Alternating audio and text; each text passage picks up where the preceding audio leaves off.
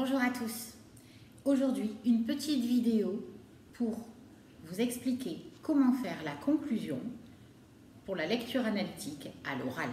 J'avais déjà posté il y a 3 ans une vidéo qui a beaucoup de succès, c'est l'introduction. Mais aujourd'hui, je voulais vous parler de la conclusion parce qu'on est en train de faire passer le bac blanc au lycée.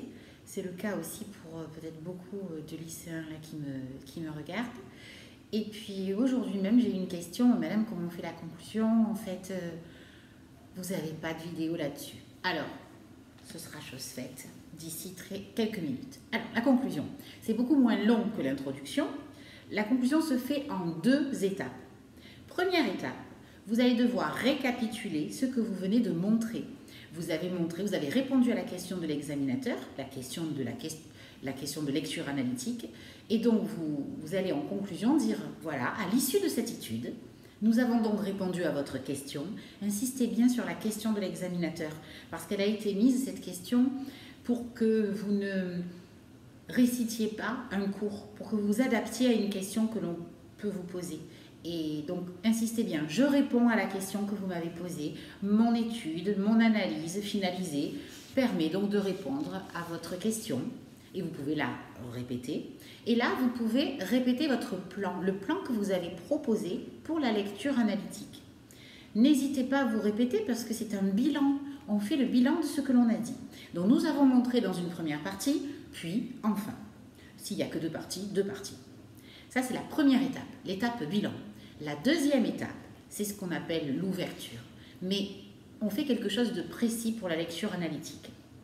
2 cas.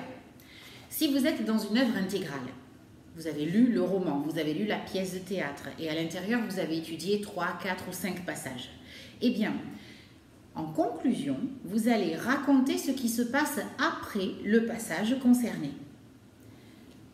Il était situé dans un endroit précis de l'œuvre que vous avez précisé lors de votre introduction. Et bien là, vous dites, ce passage est important pour la suite, parce que voilà ce qui se passe juste après. Comment fait-on si c'était les toutes dernières pages? Eh bien, vous pouvez montrer l'intérêt de ces dernières pages, et à ce moment-là, vous allez pouvoir comparer avec un des textes complémentaires qui a été mis sur votre liste. Deuxième cas de figure, vous êtes dans un groupement de textes. Eh bien, vous comparez ce texte, ce passage, avec les autres textes du groupement. Peut-être pas tous. Vous allez établir une comparaison, un texte qui va aller avec celui-ci et pour lequel la comparaison vous paraît pertinente. Voilà, moi je trouve que ce texte ressemble à celui-ci, qui est aussi dans notre groupement, et j'aimerais établir un parallèle parce que.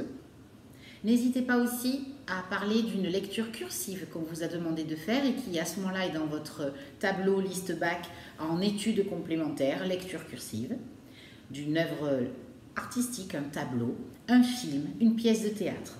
Voilà, dans cette colonne activités complémentaires et textes complémentaires, eh bien vous voyez d'autres formes d'art et il est vivement conseillé effectivement de comparer votre texte à tout cela. Bien, n'oubliez pas donc 2 étapes.